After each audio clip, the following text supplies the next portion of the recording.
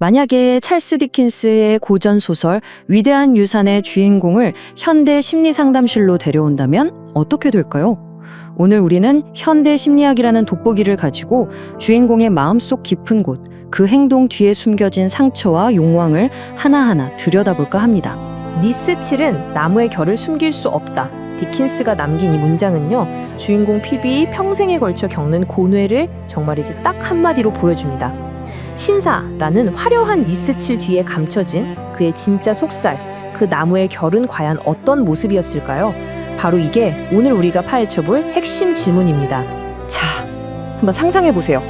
우리가 문학작품 속 주인공을 마치 실제 상담실에 온 내담자처럼 분석해본다면요. 이 소설은 그야말로 정말 흥미진진한 심리분석 보고서나 마찬가지거든요. 네, 맞습니다. 오늘 우리의 내담자는 바로 위대한 유산의 주인공, 핍입니다. 지금부터 그의 파란만장한 인생 여정을 따라가 보면서 그를 움직였던 심리적 동기들이 대체 무엇이었는지 하나씩 파헤쳐보겠습니다. 자, 본격적인 진단에 들어가기 전에 먼저 그의 사례 파일부터 빠르게 한번 훑어보고 가죠. 핍의 인생 요약본입니다. 핍의 인생은 크게 세 막으로 나눌 수 있어요. 혹독했던 켄트 습지대에서의 유년기, 허영과 욕망에 휩쓸렸던 런던 생활, 그리고 모든 거품이 꺼지고 나서야 진짜 자신을 마주하게 되는 성숙기. 바로 이 인생의 궤적 안에 우리가 분석할 모든 단서가 숨어 있다고 보시면 됩니다. 좋습니다. 이제 가장 중요한 핵심으로 들어가 보죠. 현대 심리학, 특히 임상적인 진단명을 통해서 핍의 마음을 한번 깊숙이 들여다보겠습니다. 첫 번째 진단은 바로 혼란형 애착입니다. 이건 아주 어린 시절의 깊은 트라우마에서 생기는 건데요. 쉽게 말해 나를 지켜주고 위로해줘야 할 사람이 오히려 나를 가장 무섭게 하는 존재가 될 때 아이는 누구에게 기대해야 할지 몰라 엄청난 혼란에 빠지게 되는 것. 핍의 상황이 바로 여기에 딱 들어맞습니다. 폭력적인 누나 밑에서 자라면서 한편으로는 무조건적인 사랑을 주는 매형 조에게 기대고 싶어 하면서도 다른 한편으로는 자기를 경멸하고 밀어내는 에스텔라에게 이상할 정도로 집착하죠. 다가가자니 상처받을까 무섭고 멀어지자니 버림받을까 불안하고 이 불안정한 관계 패턴이 바로 여기서부터 시작된 겁니다. 그리고 두 번째 진단은요, 내현적 자기애입니다. 이게 뭐냐면 겉보기엔 굉장히 겸손하고 심지어 좀 위축되어 보이는데 그 속에는 나는 사실 특별한 운명을 타고난 대단한 사람이야 라는 거대한 환상이 자리 잡고 있는 거예요. 동시에 아주 깊은 열등감도 있고요.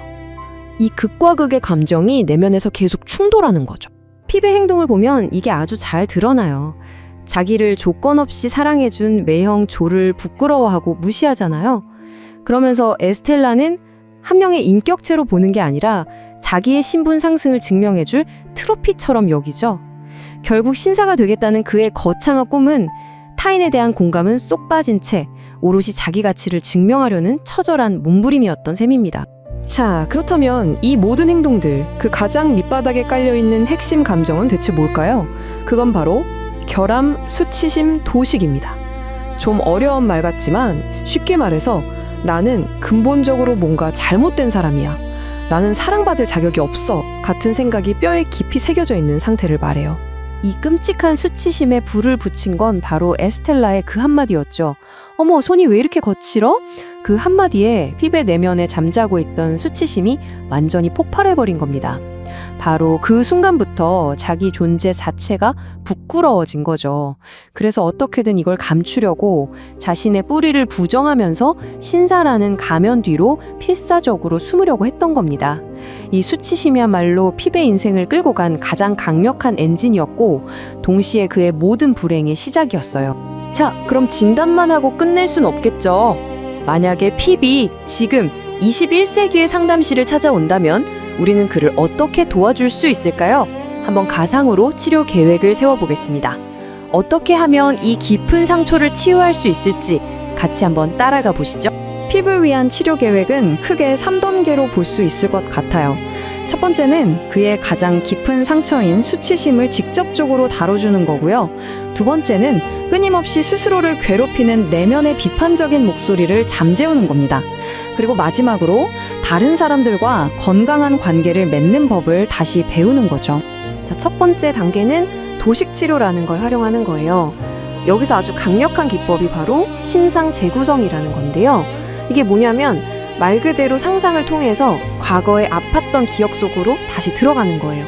그리고 그 장면을 안전하게 새롭게 다시 써보는 거죠. 예를 들면 이런 식입니다. 피비 상담실에서 눈을 감고 어린 시절 세티스하우스에서 모욕당하던 그 순간으로 돌아가는 거죠. 그때 지금의 어른 핍이 그 장면 속으로 당당하게 걸어 들어가서 울고 있는 어른 핍을 꼭 안아주는 겁니다. 그리고 미스 헤비샴을 똑바로 쳐다보며 말하는 거죠. 이 아이는 아무 잘못이 없습니다. 과거에 무력했던 나를 현재의 강해진 내가 지켜주는 거예요. 자, 이렇게 과거의 상처를 보듬어줬다면 다음은 현재의 자신을 돌봐줄 차례입니다. 바로 자비중심 치료인데요. 핍은 마음속으로 끊임없이 스스로를 공격하잖아요. 나는 형편없는 놈이야 하면서요. 이 안에서 나를 공격하는 내면의 비판자를 좀 진정시키고 스스로에게 따뜻한 친구가 되어주는 법을 배우는 게 핵심 목표입니다. 여기서 쓰는 방법이 자비로운 마음 훈련입니다. 마음속에서 또다시 자책하는 목소리가 들릴 때 그걸 알아차리고 일부러 멈추는 거예요. 그리고 매영조가 자신에게 보여줬던 그 무조건적인 따뜻함과 용서를 떠올리는 거죠. 그리고 조의 목소리로 스스로에게 말해주는 겁니다. 괜찮아, 그럴 수도 있지. 이렇게 조의 따뜻함을 내 안에 씨앗처럼 심어서 나 스스로를 다독여주는 자비로운 나를 키워나가는 훈련이에요. 그리고 이제 마지막 세 번째 단계, 멘탈라이제이션 기반 치료입니다. 말이 좀 어렵죠? 근데 아주 간단해요. 다른 사람의 마음을 내 맘대로 지레짐작하거나 오해하는 대신 저 사람은 왜 저렇게 행동할까? 하고 그 사람의 입장에서 생각해보는 능력을 기르는 겁니다. 핍은 모든 걸 자기 위주로 해석하는 경향이 있잖아요. 에스텔라가 나를 무시했어. 이런 식으로요.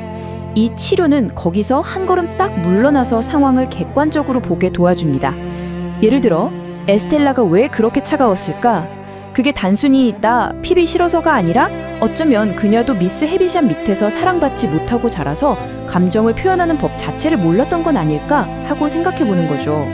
자기 중심적인 해석에서 벗어나는 것, 이게 바로 진짜 공감의 출발점이니까요. 자, 이렇게 핍의 마음속을 깊이 들여다봤는데요. 그럼 이제 다시 처음으로 돌아가서 이 소설의 제목, 위대한 유산. 여기서 말하는 위대한 유산이란 도대체 뭘까요? 핍이 결국 물려받은 진짜 유산은 과연 무엇이었을까요? 핍이 평생을 쫓았던 건 사실 위대한 유산이 아니라 잘못된 기대였죠. 엄청난 돈, 높은 사회적 지위, 그리고 트로피 같은 에스텔라. 하지만 소설의 끝에서 그가 정말로 손에 쥔 진정한 유산은 완전히 다른 것들이었습니다.